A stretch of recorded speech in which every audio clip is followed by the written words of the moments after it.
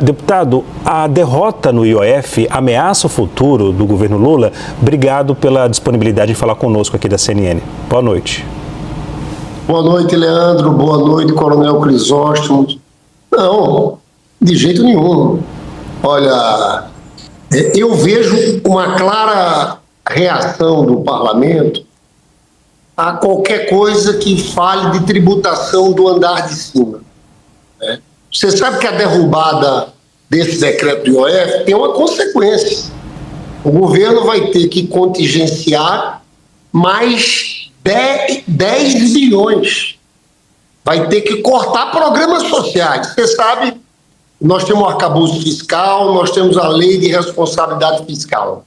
No último relatório de contas, nós tínhamos que resolver o problema de 50 bilhões. O governo o que faz?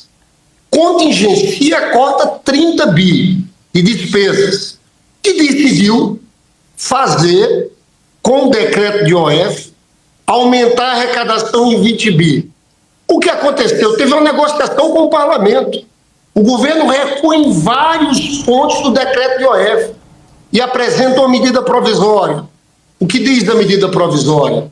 Tem que cobrar mais das BETs, cobrar mais dos bancos, que tem isenções em cima dos juros do capital próprio, e diminuir 10% de todas as desonerações.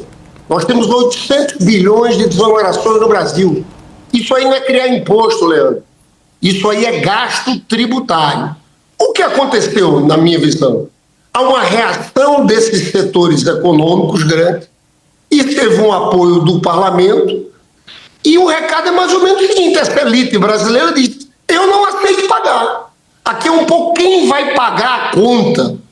A decisão do parlamento ontem, da Câmara e do Senado, infelizmente, joga a conta no povo mais pobre, que vai ter que cortar 10 bi. De onde é que tem que cortar? Tem que cortar de saúde, tem que cortar de educação, tem que cortar Minha Casa Minha Vida, tem que cortar do pé de meia. Então eu vejo a aprovação desse projeto com uma resistência dos mais ricos, das elites brasileiras, que ficam falando de ajuste fiscal só em cima do povo mais pobre. E na hora H não querem contribuir com nada. Ok. Coronel Crisóstomo, muito boa noite, obrigado pela presença. A derrota no IOF ameaça o futuro do governo Lula? O meu boa noite, Leandro, meu boa noite, deputado Lindenberg. Com relação, vou tratar propriamente do relatório, eu não vejo dessa forma que vamos desestabilizar o governo. Se o governo está desestabilizado, ele não é fruto do relatório.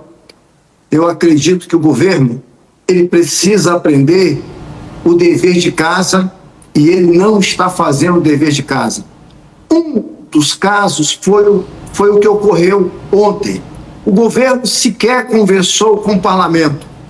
O governo não tratou com os líderes a respeito do relatório, de como seria o relatório do IOF. E outra coisa, foquei o relatório em cima dos impostos, em cima dos alimentos, para atender os mais pobres. O mais pobre não quer pagar mais impostos. Não queremos mais impostos no Bolsa Família, no Minha Casa Minha Vida, no café, no ovo, no pão de cada dia. Não se quer. O povo não quer pagar mais imposto. O relatório, eu foquei nessa direção. Não podemos aumentar a passagem aérea.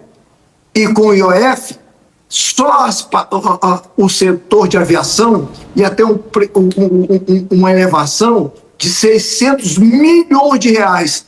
Teriam até que devolver aviões, porque os aviões são adquiridos via leasing. E isso foi resolvido. Também a construção civil,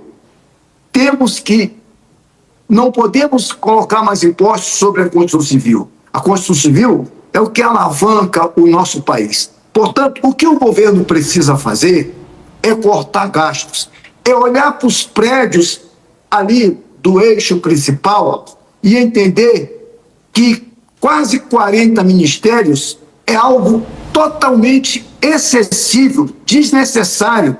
Por quê?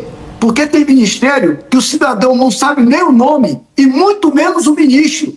Ninguém sabe nem o que o ministério faz. Portanto, é hora do governo cortar gastos, é hora do governo saber que ele tem pouco dinheiro para fazer isso. É hora do governo deixar de levar 200 pessoas para o exterior para ficar dias passeando, quando meia dúzia vão trabalhar, o resto vai passear.